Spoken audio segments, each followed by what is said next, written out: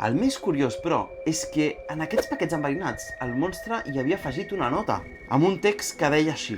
Verí. Aquest producte conté verí, el monstre de les 21 cares. Al veure això, la policia es va quedar com força desconcertada, no? Semblava que el monstre no volia fer mal a ningú, realment, posant aquest avís.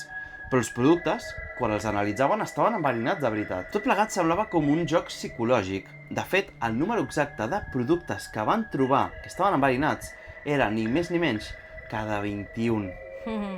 Just el del nom del monstre. Sembla tot massa casual, no? Totalment. Novament, a l'1 de novembre de 1984, el vicepresident de Morinaga va rebre una nova carta del monstre. En aquesta, deia el següent. Ja ha vist el nostre poder, no? Si ens desobeeix, destruirem la seva empresa. El matarem. Decideixi si ens vol donar diners o vol que la seva empresa sigui destruïda. Digui'ns-ho al diari Mainichi, el 5 o el 6 de novembre. Utilitzi la secció de persones desaparegudes. Utilitzi aquestes paraules a la resposta. Jiro, Morinaga, mare, policia, mal amic, diners i àpat. Ara volem 200 milions de iens. Firmat, el monstre de les 21 cares.